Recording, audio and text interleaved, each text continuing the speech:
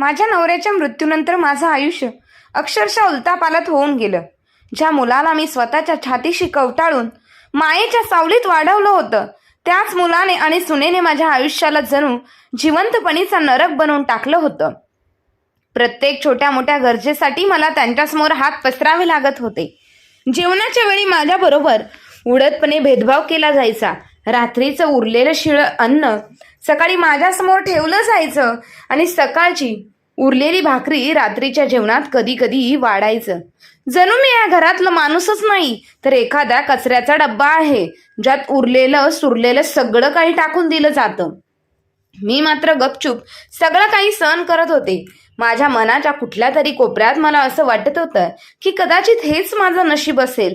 पण एक दिवस माझ्या मुलाने स्वतःच्या डोळ्यांनी हे सगळं पाहिलं आणि त्या दिवसानंतर जे काही घडलं त्यानंतर माझ्या मुलाची आणि सुनेची झोपच उडून गेली. माझं नाव आशा आहे. माझं वय किती आहे हे मला आता नीट लक्षातही राहत नाही. कदाचित 70च्या आसपास असेल. 2 वर्षांपर्यंत माझं आयुष्य इतकं सामान्य स्त्रियांप्रमाणे शांत आणि साधं होतं. माझे पती विलासराव घरात त्यांचं हसणं होतं, त्यांचा आधार होता. मी वयानं वृद्ध नक्की झाले होते, पण मला कधीच वृद्धत्वाची जाणीव झाली नव्हती. कारण जोपर्यंत नवरा सोबत असतो ना, तोपर्यंत वय कितीही झालं तरी स्त्रीला त्याचा आधार जाणवतच असतो. पण 2 वर्षांपूर्वी जेव्हा विलासराव अचानक मला एकटीला सोडून निघून गेले, त्या दिवसांपासून जणू माझं जगणंच उद्ध्वस्त झालं. आजही मला तो दिवस स्पष्ट आठवतो, जेव्हा त्यांना अग्नी दिला. त्या ज्वलांसोबत माझ्या आयुष्यातील शेवटची आशा ही जणू भस्मसात झाली होती. त्या दिवसानंतर मी पूर्णपणे माझा मुलगा श्रीधर आणि सुनबाई सीमा यांच्यावर अवलंबून झाले. सुरुवातीला सगळं व्यवस्थित होतं. सुनबाई माझ्या जवळ येऊन बसायची, माझी चौकशी करायची. मुलगा ही कामावरून परत आल्यावर प्रेमाने विचारायचा, आई तुला काही हवं आहे का, तब्येत कशी आहे. पण जसं जसा वेळ पुढे सरकत गेला तसं तसं त्यांच्या वागण्यातली ऊब आणि आपलेपणा हळूहळू नाहीसे होत गेले. आता परिस्थिती अशी झाली आहे की मी या घरात राहत असूनही जणू परकी झाली आहे. कोणी माझ्याशी नीट बोलतही नाही. मुलगा सकाळपासून त्यांच्या कामामध्ये गुंतलेला असतो आणि सुनबाई स्वयंपाकघरात किंवा तिच्याच जगात मग्न असते. कधी माहेरी फोन तर कधी बहिणीकडे फेरफटका.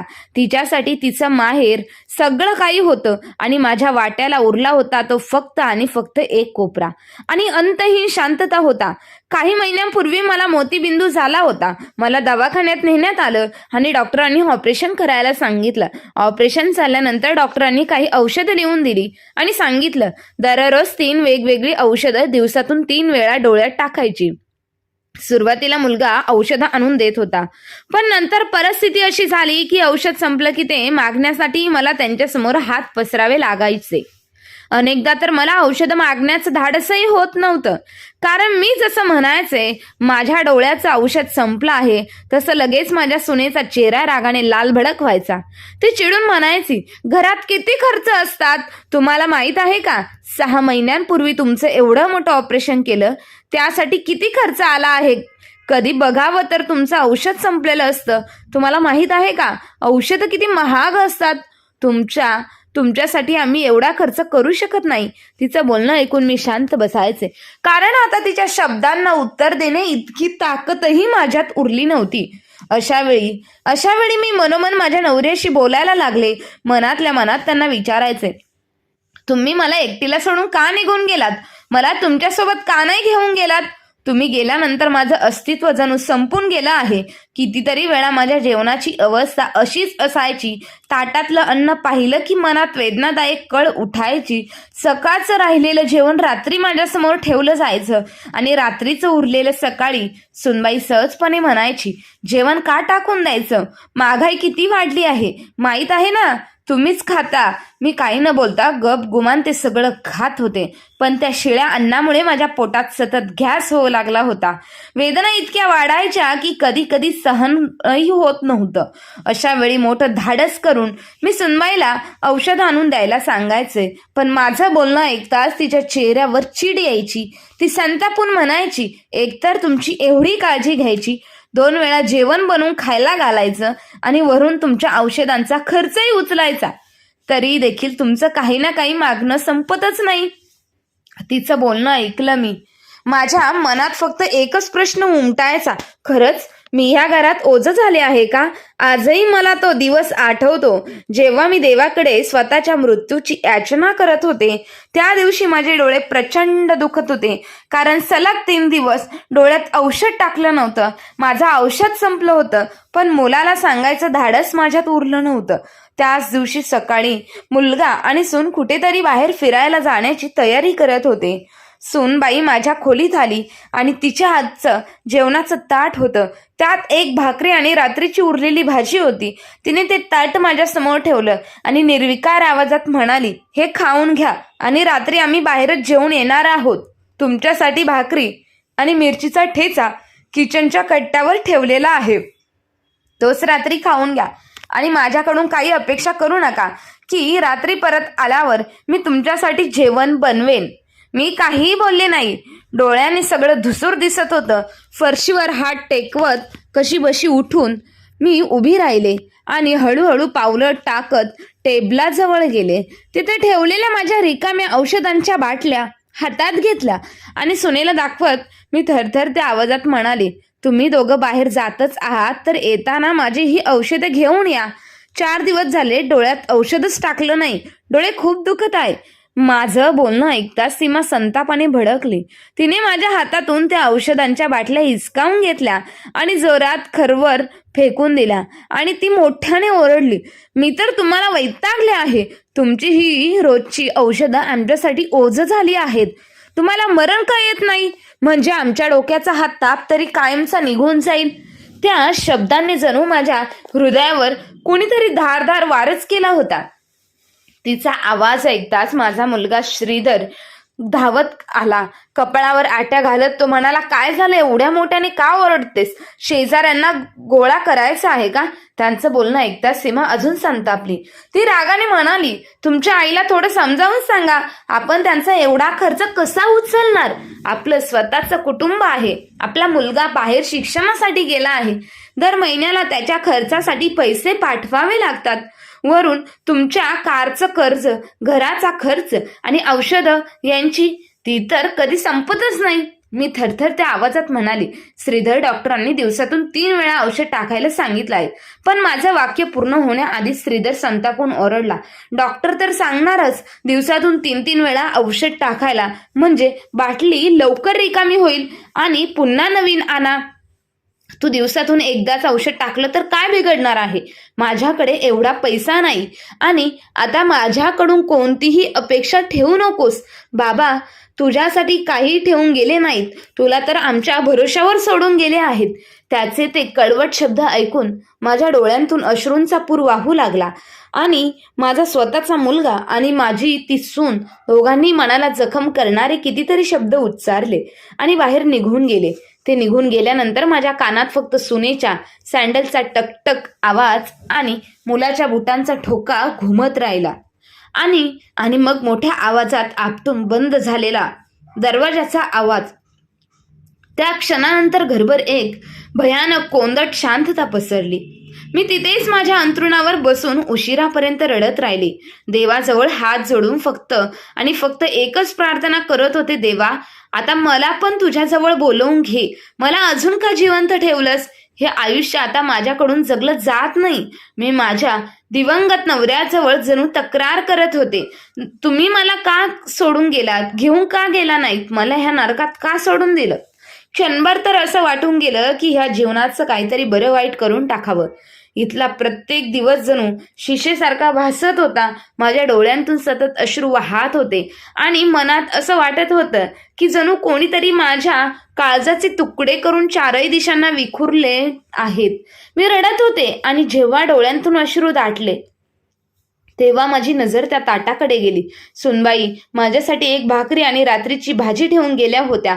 माझ्याजवळ दुसरा कोणताही पर्याय नव्हता. मी ते ताट हळूच माझ्याकडे ओढून घेतलं. पोटात भुकेने कालव होत होती. मग मी हळूहळू खायला सुरुवात केली. भाजीतून हलकासा कुबट वास येत होता. ती भाजी खराब व्हायला लागली होती. तरी सुद्धा मी घाईघाईने ती खाऊन लागले, कारण जर भाजी पूर्णपणे खराब झाली असती तर ती सुनबाईंनी पाहिली असती तर कदाचित पुन्हा माझ्यावर ओरडली असती आणि कदाचित अशी ही शिक्षा मिळाली असती की 4 दिवस मला खायलाही मिळालं नसतं.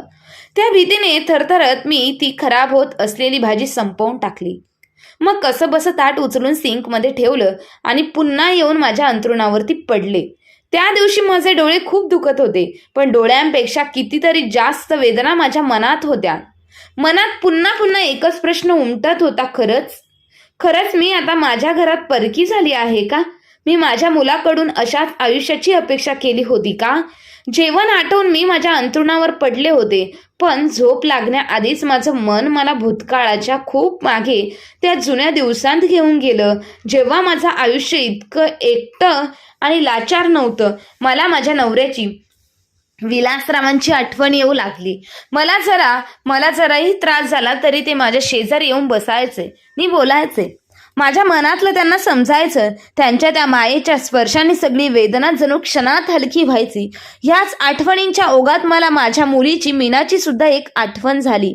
माझी एकुलती एक मुलगी मीना. लग्नानंतर ती दुसऱ्या शहरात आपल्या सासरी राहते. तिचा नवरा अतिशय चांगल्या स्वभावाचा माणूस आहे आणि मीना तिच्या आयुष्यात आनंदाने संसार करत आहे. कधी कधी ती मला भेटायला यायची, पण तिच्या बोलण्या येण्याबरोबरच घरातलं सगळं वातावरण अचानक बदलून जायचं. श्रीधर आणि सीमा दोघांची वागणूक क्षणात बदलायची.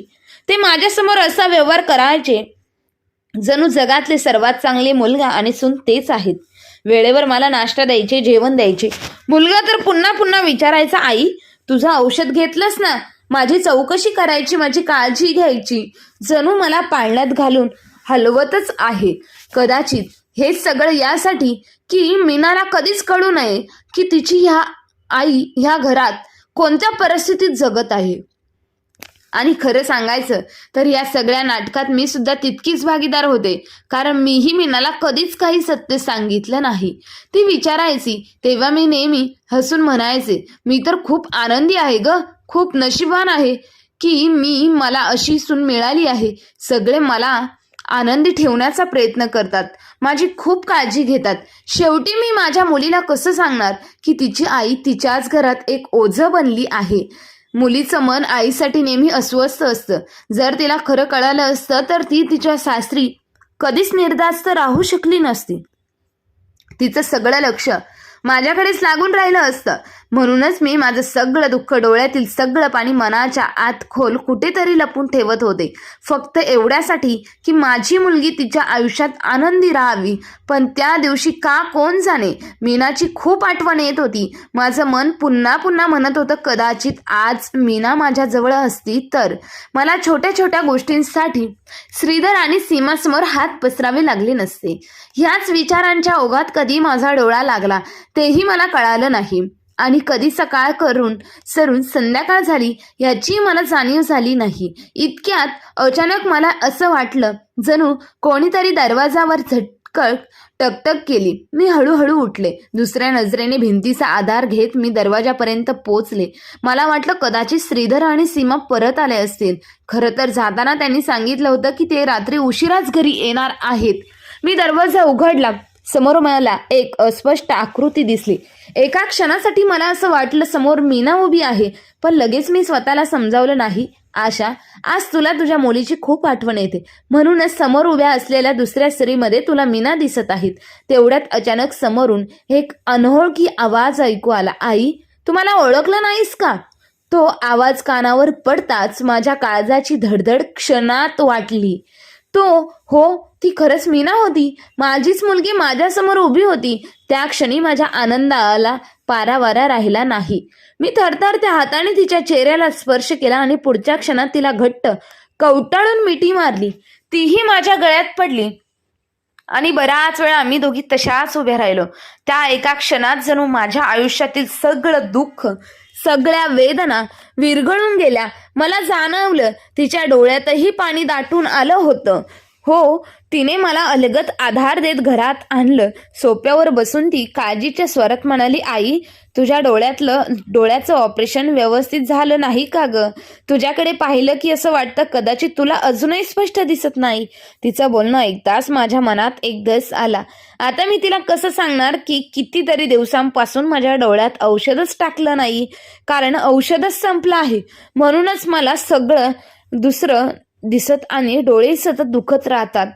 मी पटकन विषय बदलण्याचा प्रयत्न केला. नाही ग बाळा, सगळं व्यवस्थित आहे. आता माझं वय झालं आहे ना, म्हणून आधीसारखं स्पष्ट दिसत नाही. पण ती माझी मुलगी होती. माझ्या आवाजातील हलकासा थरकापणा तिच्या नजरेतून सुटणं शक्यच नव्हतं. तिनं माझा हात आपल्या हातात घेतला आणि हळू आवाजात म्हणाली, आई, खरंच आई, सांग ना, काय झालं आहे? मी चेहऱ्यावर एक खोटं हसू आणत म्हणाले, काही नाही ग बाळा, तू उगाचच माझी काळजी करतेस. जास्त विचार करू नकोस. क्षणभर थांबून मीच तिला विचारलं, तू सांग, तुझं कसं चाललंय? जावई बापू कसे आहेत आणि माझा ऋषी कसा आहे? ती हलकसा हसली. आई, सगळे छान आहेत. ऋषी तर तुझी खूप आठवण काढतो. मग मी तिला विचारलं, पण तू आज अचानक कशी आलीस? तेव्हा मीना म्हणाली, माहित नाही आई, काही दिवसांपासून तुझी खूप आठवण येत होती. मन सतत म्हणत होतं, एकदा जाऊन आईला भेटून ये. आज सकाळी तुझ्या जावई बापूंना सांगितलं की काही दिवस आई जवळ राहून येते. तुझ्या जावयाला वेळ नव्हता म्हणून ते आले नाही आणि मी एकटी निघून आले. खरं सांगू आई, मला तुझी खूप काळजी वाटत होती. तिचं बोलणं ऐकताच माझ्या मनाला एक वेगळी शांतता मिळाली. असं वाटलं, चला, काही दिवस का होईना मीना माझ्याबरोबर राहिली तर मला थोडासा तरी आधार मिळेल. आम्ही दोघी हॉलमध्ये बसून निवांत गप्पा मारत होतो. तेवढ्यात मीनाची नजर हळूहळू माझ्या खोलीकडे वळाली. तिच्या चेहऱ्यावर अचानक एक विचित्र भाव उमटला. माझ्या खोलीची ती अवस्था पाहून ती क्षणभर थबकली. खोली पूर्णपणे अस्ताव्यस्त झाली होती. जमिनीवर सकाळी सीमाने टाकलेल्या त्या औषधांच्या बाटल्या पडलेल्या होत्या. मीना हळूच उठली आणि माझ्या खोलीत गेली. वाकून तिने त्या तिन्ही बाटल्या उचलल्या. त्या हातात धरून ती माझ्याकडे वळाली आणि म्हणाली, आई, तुझ्या औषधांच्या बाटल्या अशा खाली का पडल्या आहेत? आणि ह्या तर सगळ्या रिकाम्या दिसत आहे. तुझं औषध संपलं आहे का? दादाने अजून औषध आणून दिलं नाही का? तिचे प्रश्न ऐकताच माझं मन आणखीनच घाबरलं. माझ्या थरथरत्या पायांमध्ये हलकीशी थरथर जाणवू लागली. तिच्या प्रश्नांचं माझ्याकडे कोणतंच ठोस असं उत्तर नव्हतं. मला फक्त इतकंच वाटत होतं, तिला हे सगळं सत्य कळू नये, म्हणून मी पटकन विषय बदलण्याचा प्रयत्न केला. अगं नाही ग मीना बाळा, त्या जुन्या औषधांच्या बाटल्या आहेत. माझ्या हातातून चुकून खाली पडल्या. आता आधीसारखं डोळ्यांना कुठे दिसतं, म्हणून मला सापडल्याच नाहीत. तू त्या डस्टबिनमध्ये टाकून दे. पण माझा आवाज अडखळत होता आणि कदाचित माझं खोटंही तेवढ्या ठामपणे बोललं जात नव्हतं. मग मीना काहीही न बोलता हळूहळू स्वयंपाकघराकडे वळाली. तिथे जाऊन तिने जे पाहिलं त्यानंतर तिला सगळं समजायला लागलं. जास्त वेळ लागला नाही. स्वयंपाकघरातील टेबलावर एक शिळी भाकरी आणि एका वाटीत ठेचा झाकून ठेवला होता. रात्रीसाठी सीमाने माझ्यासाठी ठेवलेला सिंकमध्ये माझं सकाळचं ताट तसंच पडून होतं. त्यात थोडीशी भाजी शिल्लक होती आणि आता त्या भाजीचा उग्रवास संपूर्ण स्वयंपाकघरात पसरला होता. ती भाजी पूर्णपणे खराब झाली होती. मीना काही क्षण तिथे शांत उभी राहिली. कदाचित आता तिच्या लक्षात सगळं आलं होतं. स्वयंपाकघरातून ती सरळ माझ्या जवळ आली. तिच्या चेहऱ्यावर काळजी आणि राग दोन्ही विचित्र भाव एकत्र मिसळलेले होते. ती माझ्यासमोर उभी राहून थरथर त्या आवाजात म्हणाली, आई, खरं खरं सांग, दादा आणि वहिनी तुझी व्यवस्थित काळजी घेतात ना? तिच्या आवाजातील अस्वस्थता आणि दडपलेली चिडचिड स्पष्ट जाणवत होती. मी मात्र गप्प राहिले. मग थोड्या हळू आवाजातच म्हणाली, आई, मी आता स्वयंपाकघरातून येत आहे. त्या भाजीला वास येत आहे आणि घरात फक्त आणि फक्त तूच आहेस. दादा वहिनी बाहेर कुठेतरी गेले आहेत. म्हणजे वहिनीने तुला तीच खराब झालेली भाजी खायला दिली होती का? तिचे प्रश्न ऐकून मी नुसती शांत बसले. माझ्याकडे कोणतंच उत्तर नव्हतं. तिने लगेच पुढचा प्रश्न विचारला, आणि ती भाकरी आणि ठेचा झाकून ठेवला आहे तो तुझ्या रात्रीच्या जेवणासाठी ठेवला आहे का? माझे ओठ थरथरत होते, पण शब्द मात्र बाहेर पडत नव्हते. माझी ही शांतता जणू सगळं काही सांगून जात होती. हे सगळं पाहून मीनाच्या डोळ्यांतून अश्रू ओघळू लागले. ती भरून आलेल्या आवाजात म्हणाली, आई, मला सगळं खरोखर सांग. माझं मन खूप घाबरत आहे. मला बऱ्याच दिवसांपासून असं वाटत होतं की काहीतरी बरोबर नाही. मी जेव्हा जेव्हा इथे परत येते तेव्हा मला नेहमी असं वाटतं की वहिनी तुझी काळजी फक्त मला दाखविण्यासाठीच घेतात. तुझ्या डोळ्यात मला नेहमी वेदना दिसायच्या, पण मी स्वतःला समजत होते कदाचित मीच जास्त विचार करत आहे. पण आज मी हे काय पाहत आहे, घरात तुझ्यासाठी नीट जेवण सुद्धा बनवलेलं नाही आणि इथे इथे तू एकटी आहेस. मी तरी शांतच बसले होते. माझ्या ओठांवर शब्द येत नव्हते. तेवढ्यात मीनाने हळूच माझा हात पकडला. तिने तो आपल्या डोक्यावर ठेवला आणि भरलेल्या आवाजात म्हणाली, आई, तुला माझी शपथ आहे, मला खरं खरं सांग, दादा आणि वहिनी तुझी व्यवस्थित काळजी घेतात ना की नाही? तुला काही त्रास आहे का? तिने माझ्यावर शपथ टाकली आणि त्या क्षणी माझा ध्येयाचा बांधच फुटला. मी मोठ्याने रडू लागले. मीनाने लगेच मला सावरलं. माझ्या खांद्यावर हात ठेवून ती मला शांत करण्याचा प्रयत्न करू लागली. हळूहळू रडत रडत मी तिला सगळं सांगू लागली. तिच्या वडिलांच्या मृत्यूनंतर श्रीधर आणि सीमाच्या वागण्यात कसा बदल झाला, माझ्या डोळ्यांचं ऑपरेशन कसा मोतीबिंदू झाला ऑपरेशनच्या खर्चावरून, आणि त्यानंतर औषधांसाठी मला रोज कसे टोमणे ऐकावे लागतात. मी तिला सांगितलं कसं रोज छोट्या मोठ्या गोष्टींसाठी मला त्यांच्यासमोर हात पसरावे लागतात, कसं मला वारंवार ऐकावं लागतं की मी त्यांच्यावर उपकारावर जगते आहे. घरात उरलेलं शिल्लक जेवण मला दिलं जातं आणि कित्येकदा ते शिळं जेवण खाल्ल्यामुळे माझं पोटही बिघडलं. पोट दुखत राहतं आणि जर मी याबद्दल तक्रार केली तर उलट मलाच टोमणे ऐकावे लागतात. तुम्ही तर नेहमीच आजारी असता. माझा सगळा त्रास सांगता सांगता माझा गळा दाटून आला. माझं बोलणं ऐकून मीना अवाक झाली. ती माझ्या गळ्यात पडली आणि जोराजोरात रडू लागली. ती म्हणाली, आई, तू मला हे आधी का सांगितलं नाहीस? मी तुझी मुलगी नाही का? तू मला तुझी समजत नाहीयेस का? फक्त तू दादाला जन्म दिला आहेस का? मला नाही का? मला हे जाणून घेण्याचा अधिकार नाही का की माझी आई आनंदी आहे की दुःखी? तिचे शब्द माझ्या काळजाला चिरत होते. ती अजूनही रडत म्हणत होती, जर दादाला तुझ्या वेदना कळत नसतील तर तू हे कसं विसरशील की तुला एक मुलगीही आहे? मुलीचं कर्तव्य नसतं का की आई आपल्या आईचं दुःख समजावून घेईल? जर म्हातारपणी मुलगा मुलगीचा आधार होणार नाही तर माणूस मग कोणाच्या आधारावर जगणार? तिच्या ह्या प्रश्नांना माझ्याकडे कोणतंच उत्तर नव्हतं. मी फक्त हळू आवाजात इतकंच म्हणाले, मला वाटत होतं तुला त्रास व्हायला नको. पण तेवढ्यात मीनाने मला मध्येच थांबवलं. दृढ आवाजात ती म्हणाली, आई, आता तू काही बोलायचं नाही. आता जे काही करायचं आहे ते मी करीन. आणि पुन्हा आम्ही दोघी एकमेकींच्या गळ्यात पडून खूप वेळ रडत राहिलो. कधी संध्याकाळ सरली आणि रात्र झाली आम्हालाही कळालं नाही. नंतर मीनाने बाहेरून जेवण मागवलं. ती प्रेमाने म्हणाली, आई, दादा वहिनी येण्याआधी तू जेवून घे. आम्ही दोघींनी एकत्र बसून जेवण केलं. कितीतरी दिवसांनंतर मला असं वाटत होतं की मी खरोखर जेवत आहे, फक्त पोट भरण्यासाठी नाही तर आपल्या मनाच्या मागे उभे सोबत. रात्री जवळपास 10 वाजता बाहेर गाडी थांबण्याचा आवाज आला. मीनाने क्षणात माझ्याकडे पाहिलं आणि हळू आवाजात म्हणाली, आई, मी आतल्या खोलीत जाते. तू दादा वहिनीला अजिबात सांगू नकोस की मी आले आहे. मला स्वतःच्या डोळ्यांनी पाहायचं आहे की माझ्या माघारी हे लोक तुझ्याशी कसा व्यवहार करतात. मी तिला थांबवण्याचा प्रयत्न केला. नको मीना, असं करू नकोस. तू हे सगळं सहन करू शकणार नाहीस. पण ती ठाम स्वरात म्हणाली, आई, मी तुला सांगितलं ना, तू त्यांना काहीही सांगायचं नाही. एवढं बोलून मीना आतल्या खोलीत निघून गेली. काही मिनिटातच श्रीधर आणि सीमा घरात आली. मी त्यावेळी हॉलमधल्या सोफ्यावर बसले होते. माझ्याकडे पाहतच सीमाने उपरोधाने श्रीधरकडे पाहिलं आणि म्हणाली, बघितलंस का की त्या आरामात पाय पसरून बसले आहेत आणि आपण घरात असलो की आजारपणाचं नाटक करत रडत रडत बसतात. कधी डोळे दुखतात, कधी पोट बिघडतं, तर कधी पाय दुखतात. यांचा आजारपण आपल्यासमोर कधी संपतच नाही.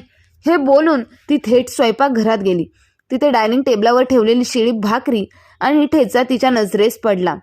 ती आतून मोठ्याने ओरडली, श्रीधर, जरा आत येऊन बघा, तुमच्या आईने काय कारनामे केले आहेत ते. श्रीधर धावतच स्वयंपाकघरात गेला. सीमा संतापाने म्हणाली, आपण इतक्या कष्टाने एक एक रुपया वाचून घराचा खर्च भागवतो आणि तुमच्या आईला जेवणाची किंमतही काहीच नाही. सकाळी मी त्यांच्यासाठी हे जेवण ठेवून गेले होते. सांगून गेले होते की आपल्याला रात्री यायला उशीर होईल, तुम्ही रात्री हे जेवण खा. आता रात्रीचे 10 वाजलेत आणि यांनी अजून जेवणाला हातही लावलेला नाही. आता हे सगळं अन्न मी फेकून देऊ का? घरात पैशांचं झाड लागलं आहे का की यांचा फालतू खर्च उचलायचा, सहन करायचा? सीमाचं बोलणं ऐकून श्रीधर काहीही न बोलता थेट माझ्या जवळ आला आणि संतापाने ओरडू लागला, आई, हा काय तमाशा लावलायस तू? एकतर सीमाने सकाळी उठून तुझ्यासाठी जेवण बनवलं आणि तू ते खाल्लंही नाहीस. तुला माहित आहे का पैसे कमवायला किती कष्ट करावे लागतात? आयुष्यभर बाबांनी कमावून तुला खायला घातलं आणि तू कायम सगळ्यांची वाट लावत आलीस. आता माझ्या बरोबर तेच करतेस. तो अजून कठोर स्वरात म्हणाला, पण एक गोष्ट लक्षात ठेव बाबा, मी बाबा नाही की तुझा हा फालतूपणा सहन करीन. मग तो रागाने सीमाला म्हणाला, सीमा, ती भाकरी तशीच ठेवून दे. आई तीच खाऊन झोपेल आणि जर आत्ता खाली नाही तर सकाळीही तीच खावी लागेल. इतक्यात अचानक आतल्या खोलीचा दरवाजा जोरात उघडला. मीना तावातावाने बाहेर आली आणि तिला पाहता श्रीधर आणि सीमा यांच्या चेहऱ्यावरचा रंग उडाला. त्यांना अजिबात कल्पनाही नव्हती की मीना घरात आहे. मीनाचे डोळे संतापाने लाल झाले होते. तिचा श्वास धापा टाकत होता. असं वाटत होतं जणू तिच्या अंतरात एखादं प्रचंड वादळ उसळलेलं आहे. जणू तिच्या साक्षात दुर्गा मातेचं रूप अवतरलेलं आहे. तिचा आवाज संपूर्ण घरात घुमला. ती संतापाने ओरडली, वा दादा, हीच का आईची सेवा करत आहेस तू?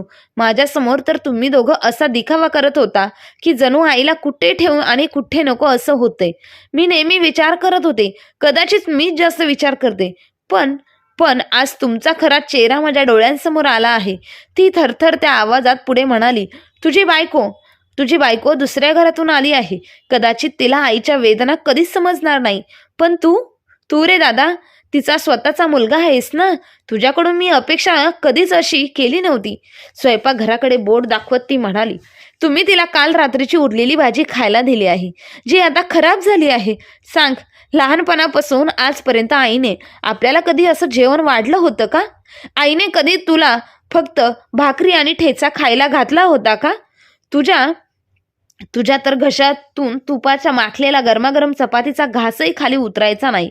आणि आज तीच आई जिच्या तोंडात एकही दात नाही, तिला तू अशी ही सुकलेली भाकरी आणि ठेचा देतोयस. मी स्वप्नातही विचार केला नव्हता की तू इतक्या खालच्या थराला जाऊ शकतोस, की स्वतःच्या आईच्या वेदनाही तुला दिसेनाच्या होतील. सांग दादा, तू इतका निर्दयी कसा झालास? मीनाचं बोलणं ऐकता श्रीकांत काही क्षण अगदी निशब्द बसून राहिला. त्याच्या ओठांवर शब्द फुटेना. त्या क्षणी त्यालाही उमगलं होतं की आज त्याच्या खोटेपणाच्या प्रेमाच्या नाटकाचा पडदा अखेर खाली आला होता. काही क्षणांची ती असहाय्य शांतता तशीच पसरलेली असताना सीमाने उलट प्रत्युत्तर दिलं. ती किंचितही चिडलेल्या स्वरात म्हणाली, तू इथेच राहत नाहीस, त्यामुळे तुला या घरातलं खरं वास्तव माहीत नाही.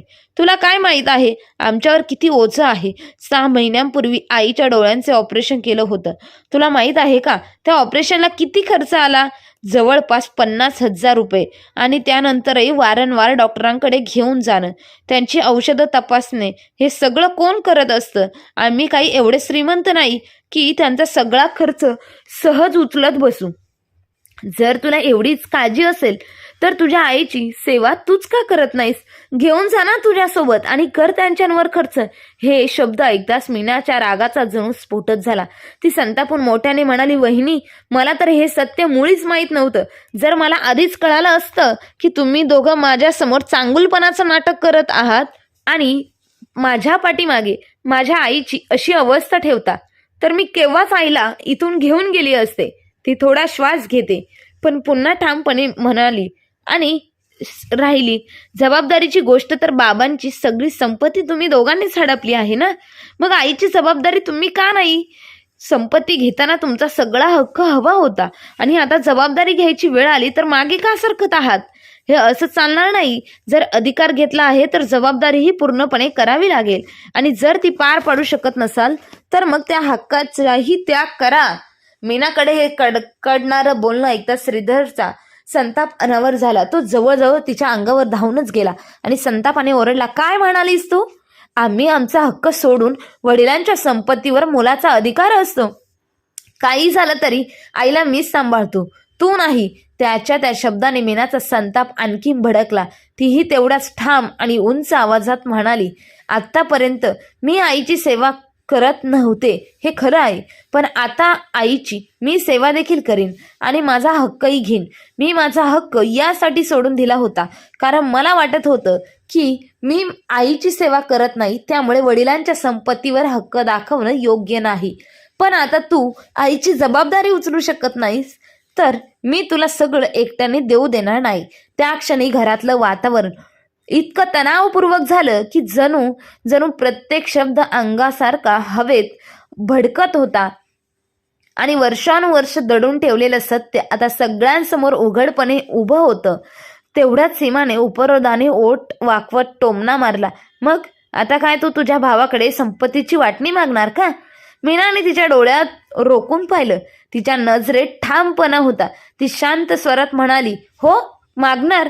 कायदा मलाही अधिकार देतो. बाबांच्या मृत्यूनंतर सगळी संपत्ती तुम्ही दोघांनी स्वतःजवळ ठेवली आणि मी कधी काही विचारलंही नाही, कारण मला वाटत होतं की आईची जबाबदारी तुम्ही दोघं प्रामाणिकपणे उचलत आहात आणि म्हणूनच मीही संपत्ती तुम्हाला मिळवायला हवी. पण जर आईला अशा अवस्थेत ठेवणार असाल तर मग मीही माझी योग्य वाटणी घेणार. हे बोलून मीनाने मला हळूवार आधार दिला आणि मला घेऊन ती आतल्या खोलीमध्ये गेली. मागून दरवाजा बंद झाला. त्या रात्री संपूर्ण घरात एक विचित्रता, बोचरी शांतता पसरली होती. जणू प्रत्येक भिंत त्या वादाची साक्ष देत निशब्द उभी होती. दुसऱ्या दिवशी सकाळी मीनाने फोन करून एका वकिलाला घरी बोलावून घेतलं. रात्रीच्या वादानंतर श्रीधर आणि सीमाला असं वाटलं होतं की हे सगळं रागाच्या भरात बोललं गेलं आहे, पण मीना मात्र आपल्या निर्णयावरती ठाम होती. दुपारपर्यंत वकील घरी आला आणि त्याला पाहता पाहता श्रीधर आणि सीमाचे डोळे विस्पारले. श्रीधर पटकन मीनाकडे वळाला आणि थोड्या घाबरलेल्या स्वरात म्हणाला, तू खरंच तुझ्या भावाकडून वाटणी घेणार आहेस का? मीनाने त्यांच्याकडे शांत पण दृढ नजरेने पाहिलं आणि ठामपणे उत्तर दिलं, मला तुझी वाटणी नको आहे. मी फक्त माझ्या हक्काची वाटणी घेत आहे. यानंतर वकिलांसमोर सगळ्या संपत्तीची माहिती ठेवण्यात आली. गावातली शेती, हे घर आणि इतर सर्व काही कागदपत्र, सगळं काही अगदी बारकाईने पाहिल्यानंतर वकील गंभीर आवाजात म्हणाले, ही वडिलोपार्जित संपत्ती आहे. कारण ज्या जागेवर हे घर बांधलेलं आहे ती जमीन त्यांच्या वडिलांनी खरेदी गेलेली आहे. त्यामुळे कायद्यानुसार मुलगी असल्याच्या नात्याने मीनालाही या संपत्तीवर समान अधिकार आहे. जर शांततेने तिची योग्य वाटणी दिली तर तेच उत्तम राहील, नाहीतर कोर्टात जाऊनही आपला हक्क मागवू शकते. वकिलांचे हे स्पष्ट बोलणं ऐकताच श्रीधर आणि सीमाचा चेहरा उतरला. त्यांच्या चेहऱ्यावरची घमेंड क्षणात नाहीशी झाली. त्यांना असं वाटू लागलं की त्यांच्या हातातून सगळं काही हळूहळू निसटत चाललं आहे. दोघांनीही मीनाला खूप समजावून सांगण्याचा प्रयत्न केला, तिचं मन वळवण्याचा प्रयत्न केला, पण मीना मात्र आपल्या निर्णयावरती ठाम उभी होती, अगदी पर्वतासारखी अढळ. आता श्रीधर आणि सीमालाही स्पष्टपणे जाणवलं होतं की मीना आपला निर्णय अजिबात बदलणार नाही. जर प्रकरण कोर्टात गेलं तर वर्षानुवर्ष न्यायालयाच्या पायऱ्यात चढाव्या लागणार असत्या. वेळ, पैसा आणि मानसिक त्रास सगळं खर्ची पडलं असतं आणि शेवटी हातात फारसं काहीच उरलंही नव्हतं. म्हणून अखेर मनावर दगड ठेवत त्यांनी कागदपत्रांवर सही करण्याचा निर्णय घेतला. सही करताना श्रीधरने एक क्षण मीनाकडे पाहिलं. त्याच्या आवाजात कडवटपणा होता. तो म्हणाला, मीना, हे लक्षात ठेव, आज तू फक्त एका कागदावर सही करून घेत नाहीस, तर भाऊ आणि बहिणीचं नातं कायमस्वरूपी संपवत आहे. हे शब्द ऐकताच मीनाच्या डोळ्यात पाणी दाटून आलं. तिचा आवाज भरून आला, पण तरी ती ठाम म्हणाली, दादा, भाऊ आणि बहिणीचं नातं तर केव्हाच संपलं होतं. त्या दिवशी, ज्या दिवशी तू आई आणि मुलाच्या नात्याची मर्यादा जपू शकला नाहीस. ज्या माणसाला स्वतःच्या जन्मदात्या आईच्या वेदना समजलेल्या नाहीत, त्याला बहिणीच्या नात्याची किंमत तरी काय समजणार? मी हे सगळं आनंदाने करत नाहीये, उलट तू आणि बहिणीने मला हे पाऊल उचलायला भाग पाडलं आहे. मी माझ्या आईला एवढ्या वेदनेत पाहू शकत नाही आणि हेही सहन होणार नाही की तू ही सगळी संपत्ती स्वतःच्या हक्काची समजून बसशील आणि जबाबदारीपासून मात्र पळ काढशील. म्हणूनच मी माझी वाटणी घेणार आणि आईचीही काळजी घेणार. अखेर सगळी कागदपत्र प्रक्रिया पूर्ण झाली. त्यानंतर मीनाने त्या घराच्या मधोमध एक भिंत बांधून घेतली.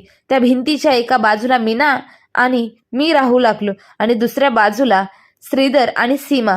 त्या भिंतीने केवळ एक घर 2 भागात विभागलं नव्हतं, तर अनेक वर्षांच्या नात्यामध्ये एक अदृश्य कायमची दरी निर्माण केली होती.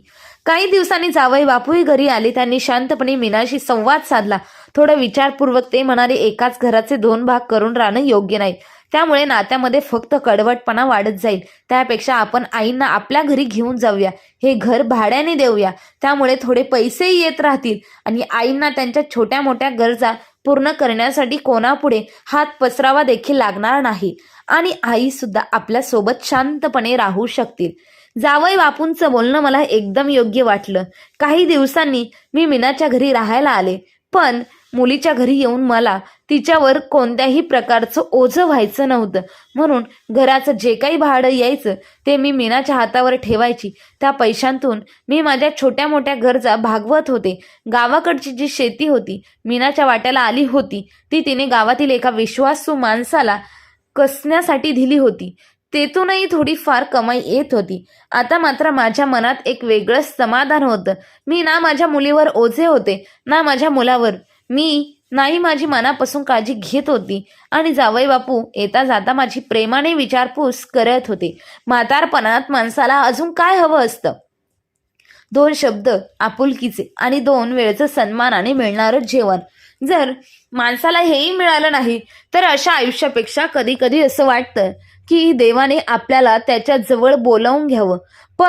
पण आज मी समाधानाने आणि आनंदाने जगत आहे.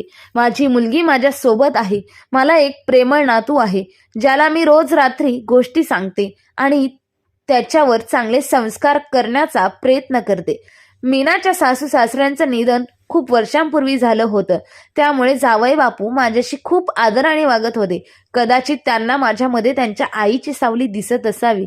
पण आज मला सर्वात जास्त आनंद ह्या गोष्टीचा आहे की माझ्या मुलीने आपला हक्क घेतला आणि आपल्या आईचं म्हातारपण सावरलं. आणि ज्या मुलासाठी आम्ही कधी कधी मुलीपेक्षाही जास्त केलं, त्याच मुलाने कधी काळी माझं आयुष्य नरक बनवून टाकलं होतं. तर मित्र आणि मैत्रिणींनो, तुम्हाला ही आजची कथा कशी वाटली? मीनाने श्रीधर सोबत जे केलं ते योग्य होतं की चुकीचं होतं? तिने आपल्या भावाला माफ करायला हवं होतं का? तुमचं काय मत आहे? तुमचे विचार कमेंट बॉक्समध्ये नक्की लिहा. आणि जर का ही कथा तुम्हाला आवडली असेल तर कथेला लाईक आणि शेअर करायला विसरू नका. आपल्या चॅनलला सबस्क्राईब करा. धन्यवाद.